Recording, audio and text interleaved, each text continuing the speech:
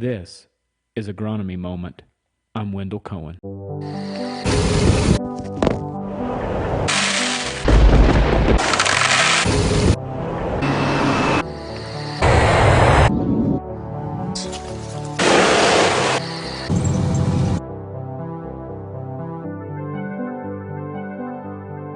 Hey, good day everybody. I just wanted to do a quick update here after a storm last night, and hopefully this is coming through all right with the wind blowing here, but quickly going to go over some hail that went through an area you may have had, maybe not quite as bad, but you might be wondering what's going on. So this is a little more extreme. We're not 100% sure what's going to go as we go forward, but we're going to tell you a little bit of our thoughts on what you can be looking for, and I think you'll have ranges in this too. So anyway, we'll jump right into it.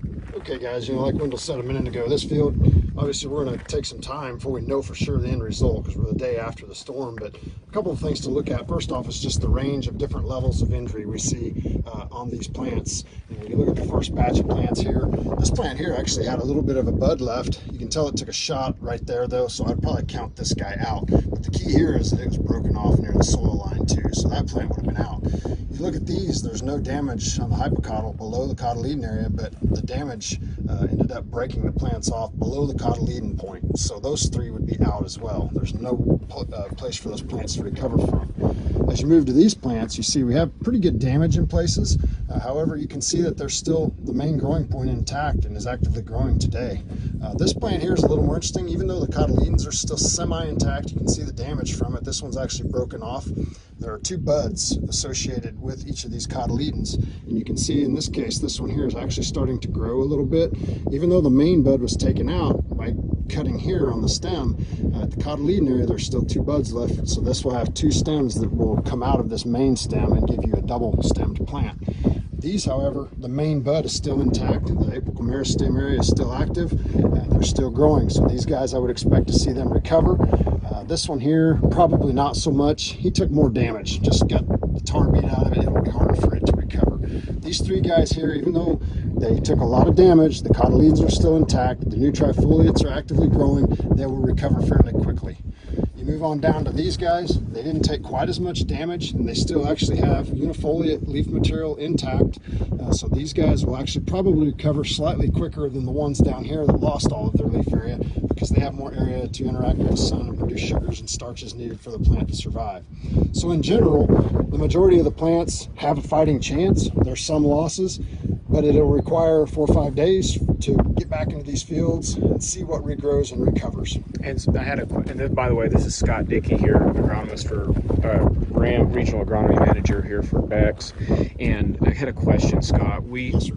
We talked about a little bit here is, if the cotyledons are missing but the unifolia is intact and looks healthy today, will it survive, or does it need those cotyledons when it's that young? Once we have the leaf area emerging and starting to grow, they're producing the sugars they need. They no longer need the cotyledons to provide resources for them. That's why in cases like this, where we've lost all the leaf area, these cotyledons, they're about done, but there's still going to be some resources left for these plants to be able to utilize a little bit. Plus you have the new trifoliates beginning to emerge. They're going to start photosynthesizing and producing sugars. They will be slower recovering though than plants like these that still have some leaf area intact. So a tish slower maybe because they lost a little bit of resources that they were tapped into. But if we have good weather, 80-degree weather for the next week and adequate moisture, looking at a field like this, where right now you really can't see anything out there, it'll look a lot different here in a week. Now, that doesn't mean that this is going to be a stand that's going to be acceptable after the hail. We can't see enough of it yet to be able to tell where we're going to be. To make a final assessment today. It's just too soon. We don't know what stand we had to begin with. We don't know what here today. But it did give us an opportunity to look at some of the things we would be looking at walking the field to see what type of recovery potential there is. It can look like it's a total loss, and it's not. We just don't know exactly what type of recovery we're going to see. That's why we always say don't go back for a while. Just wait.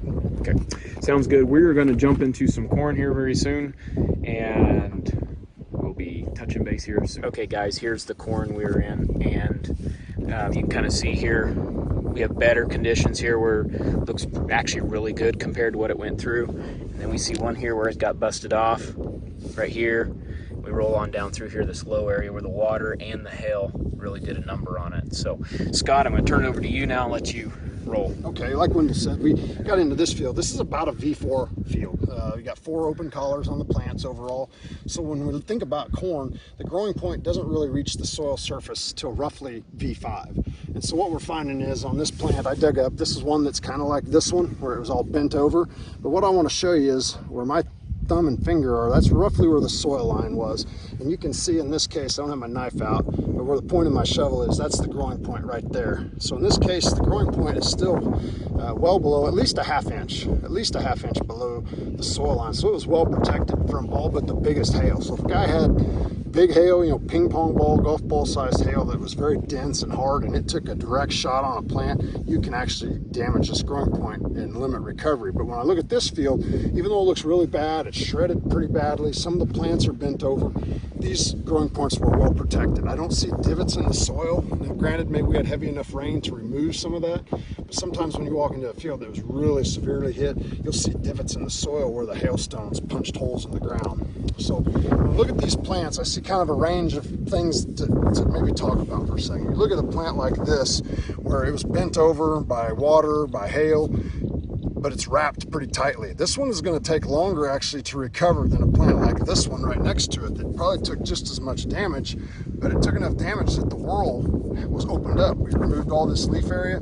These plants will begin to recover very quickly. Same with a plant like this where it's busted out. Now if this one, if I took a knife or my fingers and pinched that off, get rid of all that wrap, same with this one, they'll recover much more quickly.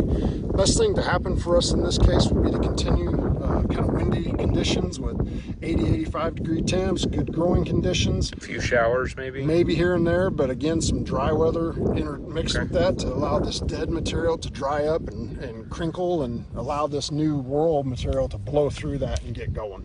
Okay. Basically, these plants took a nice pop in the mouth, and they're going to take a little time to shake that off, but in general, they're well protected enough, should recover nicely. And I had a question. If, let's say this corn had been a V5 and growing point was right at the ground, but it was still intact in the middle, we're still looking at a good plant, right? Yeah. I mean, not necessarily as the growing point above is what defines a hail damage. It's just if the growing point is damaged, either subterranean or above. Right. And another key here is we sometimes, later on we'd be worried if we had corn that was, 2 foot tall, worrying about stalk bruising, things like that. Yep. In this case, I'm not as worried about that, because worst thing that could happen though is if a hailstone hit one of these, I'll call it stalks, even though that's not stalk yet. Sometimes if that outer leaf is split, that leaf sheath, you'll see the stem want to push out the side of that, and those plants can really kind of get messed up. Yep. But in this case, most of these plants are so young that I don't expect to see any issues, and there's no real what I'll call stalk material, because the stalk will be coming from below the growing point down the road. And if, like I said, if the corn was 2 foot tall, then you'd kind of be a little more concerned about bruising of the stalk. Okay. But here we don't really have that issue. Okay. Yep. And it's kind of one of the beauties of corn. Corn self-protects for a long time. Okay. I like to hear that, because I think there has been some hail damage over here the last while, and we don't know what the spring holds, but you can use this video here to reference your farm, your conditions, and you most likely will have a range that will fit into this as well. So anything else to add, Scott, before we roll? All right. Thank you, guys. Just wanted to do this really quick update and keep you in the loop. We'll see you next time.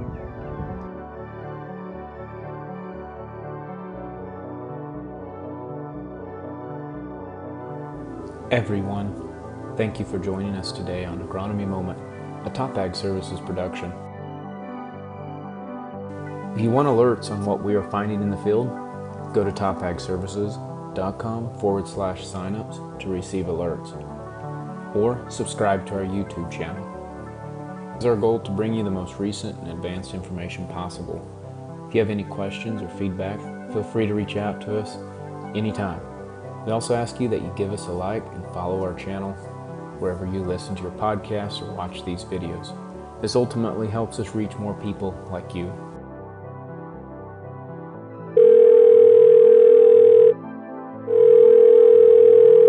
Hello?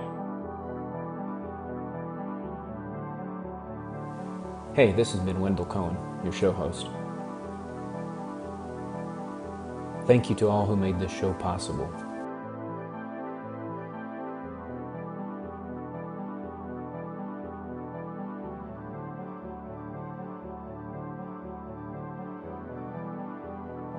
This show is over. See ya.